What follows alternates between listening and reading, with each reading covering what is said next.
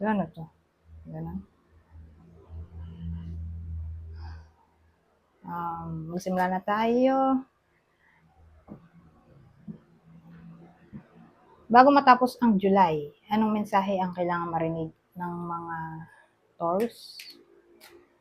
Nahuhulog na sila. Okay? So, anong pwedeng mangyari sa mga huling araw ng July 2024?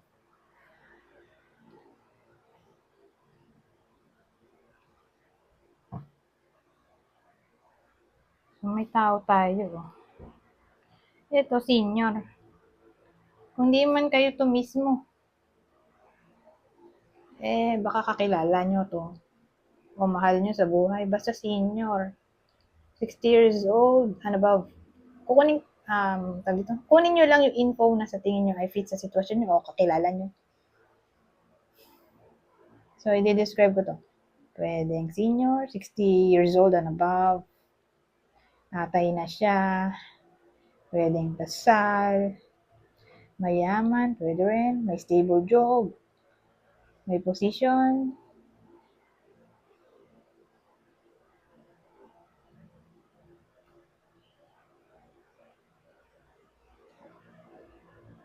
Ayan, ito.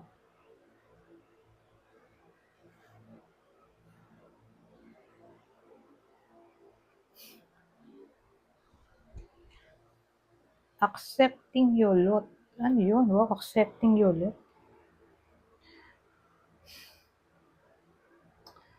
So, di daw makamove on. Sabi dito, ano kaya yun?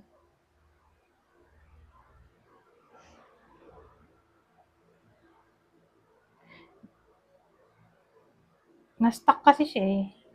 So, inisip ko bakit na-stuck to? Kanyari. Kasi ito, baliktad din tong dalawa. Walang success. Walang achievement. Burden. Ano yun? Kasi ito, walang balance. Bumaliktad tong ano. Two of Pentacles.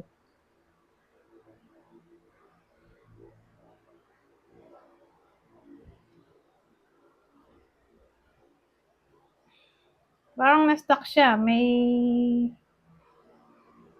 something na para bang ayaw niya. So, ayaw niya ng change. May ina-avoid siya.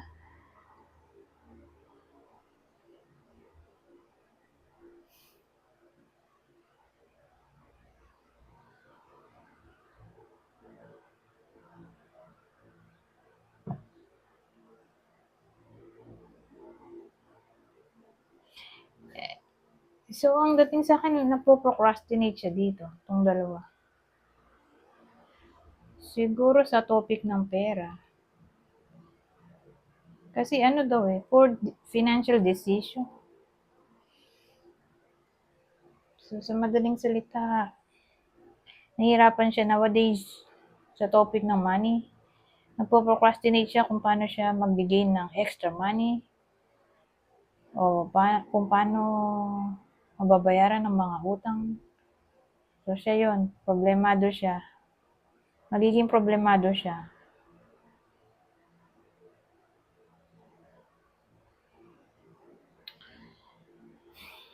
Pero lalaki lang. Senior. Sila lang yung ano.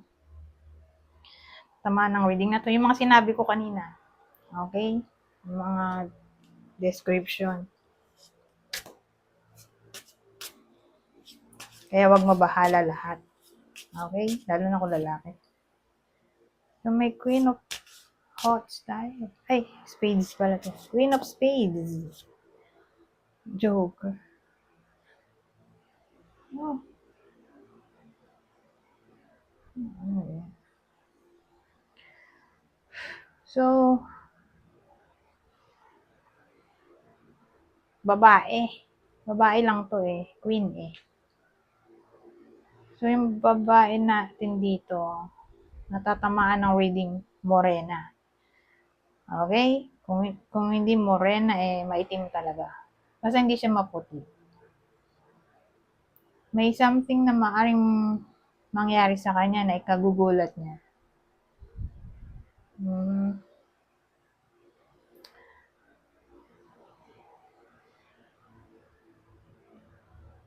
O may mangyayari sa buhay niya na hindi niya kayang i-control. So, sa madaling salita, either masyoshock siya o masosurprise. Alin man sa dalawa. Yung shock, parang negative. Although pares naman sila. Pero pag shock kasi, shock. Nagulat ka, parang ang dating sa akin medyo negative yung dating. Pag yung surprise, parang natuwa ka. Nagulat ka, natuwa. Yung shock, parang nagulat ka na hindi maganda yung feeling. Ganyan. So, alin man sa dalawa, maso-surprise o maso-shock. Basta, parang magugulat na lang siya. May something na darating sa buhay niya na unexpected. O, ikagugulat niya. So, isipin natin, ano kaya yun?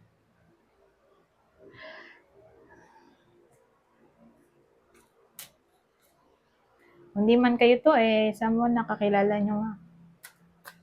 Babae, morena o maitim. Ay, kagugulat niya.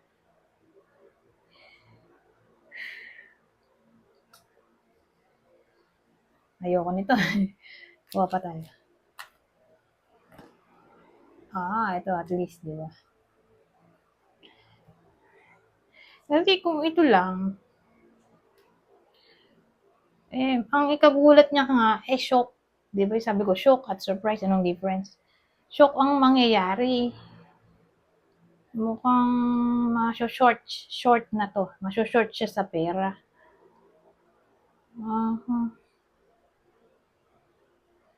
Basta sa topic ng pera, career, pangit.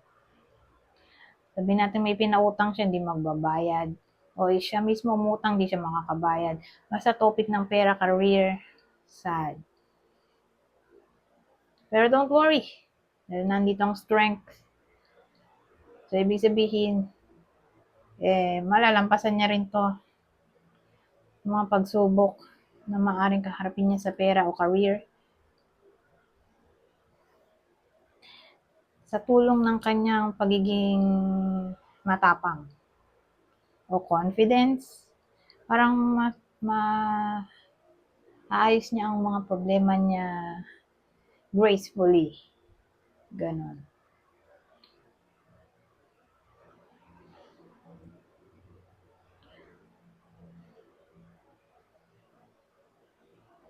O sa tulong ng ibang tao, pwede rin ganon. Kumbaga may mag-encourage kasi sa iba sa inyo. So sabihin natin kayo tong lion. So sa panahon ng unos, may mag-encourage sa iba sa inyo na magpatuloy o ma-enlighten o magkakaroon sila ng inspiration dahil sa taong to na i-solve ang mga problema. So, dahil sa taong to, ma-encourage yung iba sa inyo na huwag basta-basta sumuko at maging strong. Anyways, dito naman, ano masasabi nito?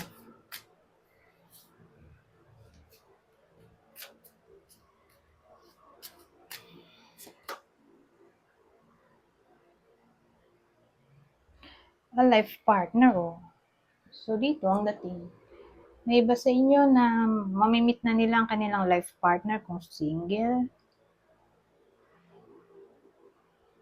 Ngayon, kung in a relationship na, baka mag-level up na yung relasyon nila sa marriage. Baka ma-engage na yung iba sa inyo.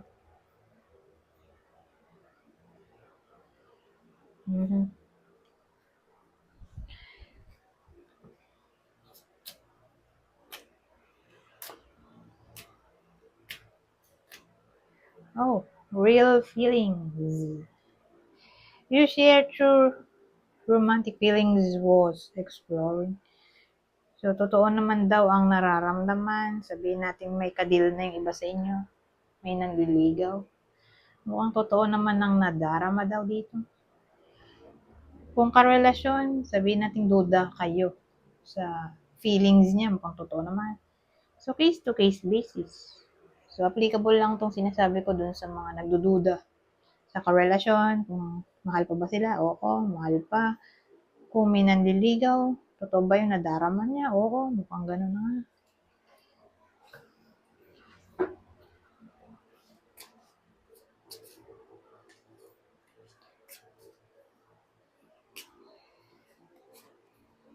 Oh, spirit, soul path.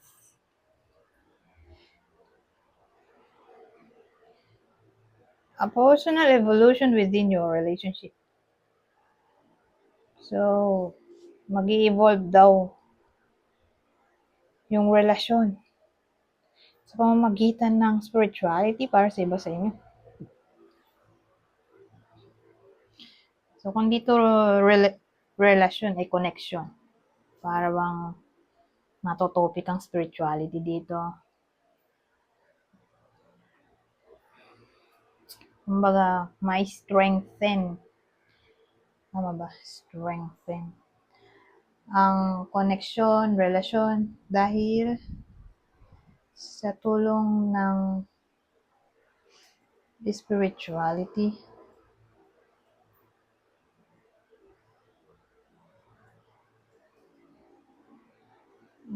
Strengthen. Tama ba yun? Tinitingnan ko po sa internet. Oo nga, tama pala yun. Ito na ang huli. Ay, this guys. Ano naman to? Some elements of this relationship are hidden. Lagot. Dapat pala hindi ko na to binunot. So, ganun talaga ang buhay. May iba na sinuswerte, may iba na minamalas. So, ganito na lang. Sino to? Yung may real feelings. Sino yung kakoneksyon o karelasyon? Gemini, Aries. Ito. Dito tayo mabahala sa may disguise. So, sino yung tatamaan nito? Na karelasyon o kakoneksyon? OMG.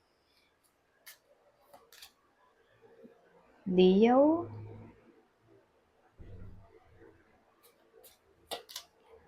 Scorpio.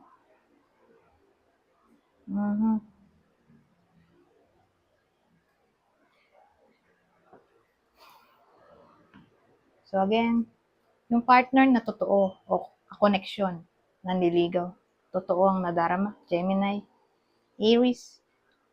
Ito, mapandin lang yung kakoneksyon o kapartner, Leo o Scorpio.